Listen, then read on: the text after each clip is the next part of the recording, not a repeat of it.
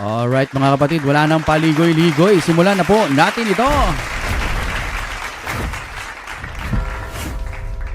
Yes mga kapatid, ang ating panonoodin ay galing po sa Pinas News Uncover. Ang title ho nito ay Bongo tinumbok ang mga mastermind contractor Romualdez Sapul. Ay, may sapul pala talaga rito eh. No? Ang problema ho kasi, lumilihis yung mga taga-ICI or wala pa raw silang nakikita. Hindi ba ho kayo nanonood ng Red Ribbon? ng Blue Ribbon? Malapit na, matutumbok na, di ba? Okay, ano kaya ang meron dito kay Sir Bongo? Tutumbok-tumbokin ha, Romualdez ha. Silipin ho natin mga kapatid sa pamamagitan ng... Kung gusto nyo naman ng mura na at mabilis na internet, nandito na ang Fiber ni Juan. Maaasahan, kaya tawag na. Baka meron na sa inyong lugar ang Fiber ni Juan. I-play na po natin ito. Pinas News Uncover, nasa description niya. Okay? Tumbukin po natin yung talagang mastermind. Papunta na eh. Papunta na doon sa mastermind eh. Sa ICI, alam niyo sino yung mga mastermind. Sa ombudsman, tumbukin niyo yung mastermind. Nag-aantay ang Pilipino na meron pong mapanagot. Nanawagan si Senator Bongo na hanapin ang dapat hanapin na mga totoong buhaya at mastermind sa gitna ng investigasyon sa mga anomalya sa flood control projects Tama. ng pamahalaan. Tugon ito ng Senador kaugnay na umunoy koneksyon ng mga diskaya sa CLTG Builders na isang construction company na pagmamayari ng kaanak ng Senador. Oh. Paliwanag ni Senador Bongo, simula pa lang ng investigasyon ng Senado sa issue ay sinabi nito, handa siyang kasuhan ang sarili nitong kaanak kung ito ay may kasalanan. Oh. Aniya walang makapagtuturo na may kinausap at nakisali siya sa anumang transaksyon ng gobyerno dahil siya ay isang senador. I welcome any investigation.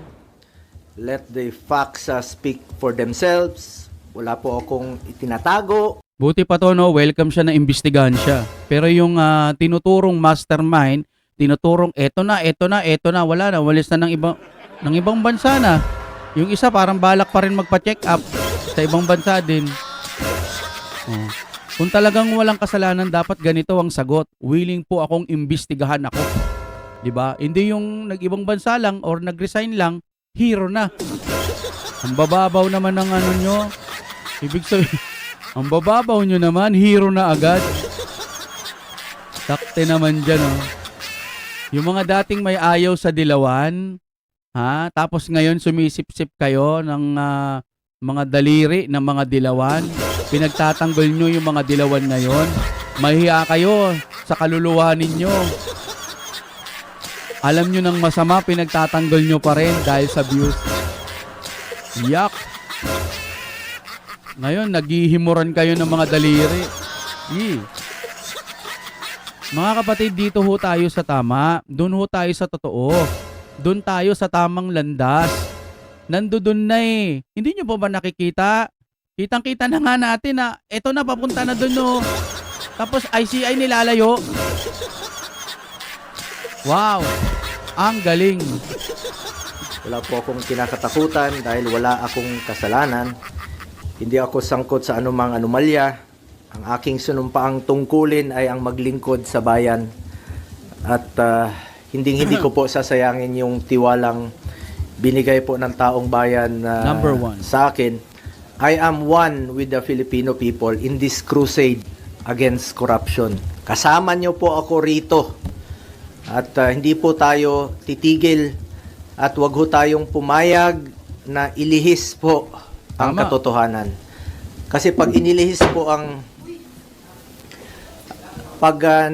po ang katotohanan, magulo po yan. O, tsaka, halimbawa, pinanagot yung mga diskaya lamang. Walang pinanagot na mga ugat. Kung ang pananagutin nyo lang, yung mga dahon-dahon, prutas-prutas, sanga-sanga, tapos yung ugat, hindi nyo binunot, ay tutubo pa rin yan. Magkakagulo po pag inilihis po ang katotohanan. Tumbukin niyo po yung dapat tumbukin. Hanapin niyo po yung dapat hanapin. Yun talagang mga totoong buhaya. Yung mastermind talaga. bakit i-atras ngayon? With all due respect to the Ombudsman, sinusuportahan po natin lahat ng investigasyon. Oo. At isa po ang aking masasabi, I do not know the Discayas. Hindi ko po kilala. In fact, nung hearing, nung mga nakarambuan dito sa Senado, tinanong ko sila, ang mga Diskaya. Tinanong ko sila, meron ba kayong joint venture with the CLTG? Yes. Tapos na ba? They answered yes. Napapakinabangan na ba? Yes. So, dun po, nagkaroon po ako ng interest din bilang isang senador at miyembro po ng Blue Ribbon na kung may pagkukulang, pagkakamali, kung anomalous o substandard, panagutin nyo, sinabi ko doon. Yes. Ako mismo ang willing po akong magkaso. Kasuhan natin yung mga dapat kasuhan, kahit kamag-anak ko. I'm willing to be the complainant kung talagang meron silang pagkukulang. At may pagkukulang ang Diskaya, kasuhan nyo. Yes. Wala po akong pakialam. Gusto ko accountability. At I'm urging the Diskayas and lahat ng witnesses, please lang, sabihin niyo yung totoo. Huwag ko kayong pumayag na ilihis po yung katotohanan. Yes. Kawawa yung Pilipino. Kawawa yung Pilipino. Tumbukin natin ang ano yung katotohanan. Di ba mga kapatid, meron na namang baha, no? So, hindi naman natin sinisisi sa gobyerno yung baha. Ulan ho talaga yan. Ang sa atin lang ho, nakakapirwisyo. Imbis na mabilis humupa yung baha, tumatambay. Marami po. Actually, kahit naman hindi talaga kasalanan ng mga nakaupo yung pag-ulan, uulan, di ba? Siyempre talaga magbabaha ho yan. Ang nire-request lang naman ng taong bayan, maramdaman yung flood control na nandiyan dyan, no? Umulan, bumaha, tas huhupa agad. Ang problema kasi mga kapatid, tumatagal yung baha. May nakita pa nga tayo doon, parang ilang buwan na sila, baha pa rin, di ba? Oh. Sino napiperwisyo? Mga kababayan natin. Tapos naririnig nila yung kaban ng bayan na nanakaw ng ganun-ganun na lang. Yung iba namang mga walang pakialam nakikinood, ay wala na yan, ganyan naman talagang Pilipinas. Ipagtanggol nyo din, magsalita din kayo. Hanggat maaari, kumilos din tayo. Ako, ito lang talaga maiaambag ko. Ang layo-layo ng Luzon. No? Sama-sama tayo ng nararamdaman. Comment din kayo dyan mga kapatid. Tapos i-share ho natin nang magising tayo sa katotohanan. Yung ibang uhaw na uhaw sa pagbabago. Gusto ng pagbabago. Pero walang nangyayari. Sabi ni BBM, ito na raw ang new normal. Hindi nyo kasi nakikita yung billion na pera, no? Yung actual na pera na nandiyan dyan sa harapan ninyong billion. Pag tinabunan kayo nun, baka di kayo makahinga. Billion yun. Biruin mo ninanakaw. Ganun lang, no? Oh. Tapos may nakikita kang mga lugar na binabaha. Kawawa yung mga kababayan natin. Nasaan na yung flood control? Ghost. O ito na, iniimbestigahan. Tapos nilalayo naman nila. Ano ba yan? Nasaan yung pagiging matatalino ng mga nakaupo na to kung wala pa kaming wala pa eh. Si BBM naman, wala, hindi ko alam eh. Hindi ko alam, wala akong alam eh. Ano klaseng, eto ba gusto nyong pamumuno? Kayo naman oh. Pilit nyo pa rin pinagtatanggol, nililiis nyo hanggat sa makakaya ninyo, pagtatanggol nyo pa ba to? Kayo naman. Ganyan nyo gustong makilala kayo ng tao eh. Sige lang. Basta doon kami sa katotohanan. The truth lang po. Oh, di ba? Oh, Yun naman truth. po ang pakiusap ko sa inyo. Natumbukin po natin ang katotohanan. Dapat. Mula noon hanggang ngayon, ang pinanghahawakan ko po ang delikadesa. I observe delikadesa in my whole life. Bilang isang probinsyano na taga Mindanao, Tanggenyong Bisaya, pangalan ko lang po ang aking pinanghawakan at hindi ko sasayangin yung tiwala at boto na binigay po ng taong bayan. Ginawa niyo akong number 1. Yes. Hindi ko sasayangin yun. Kasi si Bongo, may malasakit program. no? Kung wala pang mangyayaring lagnat-lagnat, hindi naming malalaman na kapag pumunta ka pala sa mga ospital, public, yung balance mo masisiro. Hanggat maaari, zero. Oh, Bongo, nagtatrabaho. Yung iba pa sanang mga nakaupo dyan, gumawa naman din kayo ng mga magagandang makikilala kayo ng mga tao. Pag sinabing Bongo, malasakit. Yung iba sana, yung iba rin gusto ko magtrabaho naman kayo. Hindi yung kauupo nyo lang, Duterte agad, diskaya tuloy. Duterte agad, anak ng teting, oh. Baka uupo pa lang, hindi pa nga umiinit yung put sa kakaupo. Atake agad sa Duterte. Wala na kayong ginawa kundi umatake sa Duterte. Banat ng banat sa Duterte. Inutos kasi kaya kailangan banatan ng Duterte. Banat lang ng banat sa Duterte. Monthly may binabayaran naman kami. Malay mo, may ganun, ano? Isa lang buhay natin. Maikukwento nyo. Pag halimbawa, pare-pares na tayong mga multo. Oh. Pre, sabi dun sa taas, balita ko, yung mga masasamang tao daw talagang sa impyerno bagsak ka. Sabihin mo, putik, yari ako nito. Di ba nagpapatawad naman ng Diyos? Oo. Pero pag alam mo ng mali, tapos makasalanan ka pa rin, ano yun, bobo ba Panginoon, ha? Sige, patawarin na kita, mapagpatawad naman ako, eh. Ganun-ganun na lang ba yun? Pag alam mo ng kasalanan mo, bumabanat ka pa rin, papabayad ka pa rin. Pinagtatanggol mo pa rin yung mali. Tapos mananalangin ka, praise the Lord. Salamat po sa blessing. Inulit na natin yan. Kailangan natin ulit-ulitin. Hindi po tayo bumabanat. Ginigising lang ho natin yung mga taong bayan. Kayo ho, makinig kayo sa tama. Hindi yung porket gusto nyo to, ayaw nyo nang makinig sa iba. Hindi, basta kami, BBM kami. Mura bigas, nagawa nga 20 pesos eh. Kaya ba yun ng Duterte nyo? Hindi nyo kaya yan. Ganun na lang ba tayo kababaw? Tapos ito, investigasyon, nandiyan na. Nandiyan na, oh. Kitang-kita mo na, oh. Imbestigaan mo na lang, oh. Biglang lalayo pa kayo. Hindi na, ganyan ba katatalino yung mga nakaupo ngayon? Tapos ngayon, ini-issuean nyo tong si Bongo, malinis. Nagtatrabaho. Alam nyo, eto lang, ha. Itagaan nyo sa pinakamalaking bato na nakapatong kay Sir Bongo. Hindi, ganito po. Mapabagsak nyo man si BP Sara, hindi yan yuyuko. Magawa nyo man ng paraan na ang Duterte hindi na makatakbo bilang presidente someday. Pero yung i-endorse niya, sabi niya yan, ano? Yung i-endorse namin o yung sasabihin namin ito ang iboto ninyo, malakas yun, makakapagpanalo yun sa sangbayan ng Pilipino.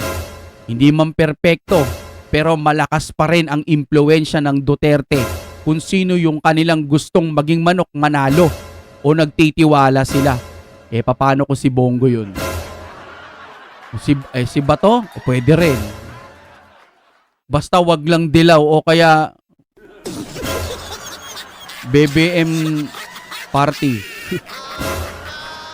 Gumising na tayo mga kapatid. Pag alam ho natin na may mali na, wag na kayong nakanganga. Tiwalang binigay niyo po sa akin. At serbisyo lang po ako. Yan po ang kailangan ng taong bayan ngayon. Makatrabaho na tayo at makapagserbisyo po tayo sa ating mga kababayan. Yes. Alam nyo, marami pong nabanggit nung hearing. Ang daming mga pangalan, tinutumbok na eh. Daming mga pangalan, di ba? Oo. Dami ng mga nakikita, lumalabas sa mga pangalan. Ilan kongresista, ilang mga opisyales, tinutumbok na. Sana naman, ituloy nyo na. Oo. Yun po ang gusto nating malaman. Ulitin ko, I am one with the Filipino people na alamin yung katotohanan. Tama. Tumbukin natin kung sino yung may kasalanan. Yung flood control ang issue dito. Yung ghost projects ang issue dito. Yung mga substandard projects ang issue dito. Mga anomalous projects ang issue dito. Panagutin natin ang dapat managot. Huwag tayong lumihis. Ano to? Ngayon, parang iba na naman natin pinag-uusapan sa Senado, no? Ano, wala na. Kalimutan na yung Blue Ribbon, no? Wala, itong kadiri talaga tong mga, ano, mga nag-iimbestigang mali. May cover up. Ano to, para ilihis yung atensyon sa totoong may kasalanan? Oo. Totoo lamang po. I am for accountability. Dapat panagutin po ang dapat managot. Tama. Please lang, nakikiusap po ako, let's make those responsible. Let's make them accountable for all this mess. Pero, Sir Bongo, senator naming mahal, mukhang kahit makiusap kayo, wala namang mangyayari. Wala ka namang kasing perang pangbayad sa kanila eh. Kaya mo bang magbayad ng milyon, bilyon? Para na makontrol mo sila. Wala, di ba? Eh, sa kabila, baka meron, baka. Kaya mo bang tapatan yung pera nila? May mga tao kasi, no, dito natin makikita na kapag hindi matibay ang iyong, pawis. Hindi matibay ang iyong damdamin at wala kang prinsipyo sa buhay na matino, magpapakontrol ka talaga sa pera. Kasi yun na lang ang tanging paraan para easy money. Di ba? Tatahimik ka lang. Tapalang ka lang siguro ng 3 milyon o 5 milyon. O edi, tahimik na lang ako. Di na ako magsasalita. Bahala kayo dyan. Basta ako, okay ako sa lahat. Close ko si ganire, close ko si ganito. Bahala kayo. Wala nang pakialam sa bayan. No? Basta mapatahimik ang bibig. O ikaw naman, ipagtanggol mo ang BBM. O eto sa'yo, 1 damukal na 1 milyon, kalahating milyon. Barya-barya lang yun kung ikukumpara mo sa mga bilyones nitong mga, baka nga mas malalaki pang pera ng mga, yan eh. Ganon kapraktikal yung iba. Di bali nang masama ako, mabuhay ko lang ang pamilya ko. Praise the Lord. Yan. Ganyan yung karamihan. Tayo, lagi lang ho tayong sa tama sa mga nagsasabing, ikaw din, bayad ka din dyan eh, Kuya Ding eh. Mamatay na bayad. Masyado bang masama? Gabaan sana yung mga bayad. Di ba? Laging ganon. Para masabi nilang hindi tayo bayad. Ba't bayad eh? May sarili naman tayong pinagkakakitaan, magpapakontrol pa tayo? Hindi na. Para sa atin, ipagtanggol natin ang Pilipinas. Nagkakataon na ang Duterte nasa tamang landas, kaya dapat dito tayo sa mga kaalyado ng mga Duterte. Sige nga, ano bang may pagmamalaki nyo doon sa kabila? Yung patatanim lang. Tapos anihin agad. At katulad pa ng mga ganon, marami yon, di ba? Flood control na, naging bato pa.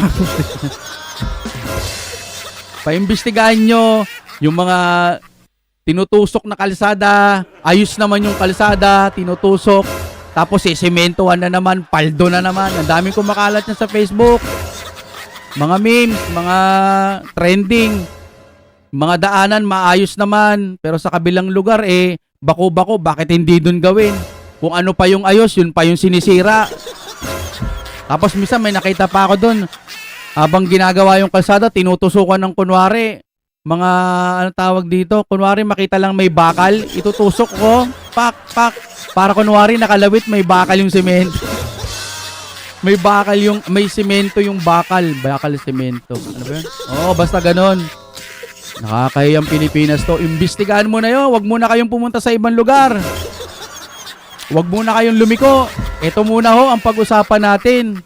Kinikengkoy nyo yung bansa natin eh. No hate po sa lahat ng nakaupo. Unahin ho natin yung tama. Hindi tayo aasenso kung laging may ganito. Sarap sana man lang kahit kalahati ng Japan maging ganun tayo, no? Kaunlaran. Wala nabubuhay kasi sa kasakiman itong bansa natin, kaya wala tayong magagawa. Bat adan. Palike po ng ating video mga kapatid, makakatulong ito. Ikalat po natin. Pag nakarating kayo hanggang dito, Duterte pa rin ang comment. Ay, wala pa. Ano ba yung outro ko? Outro. Ayaw.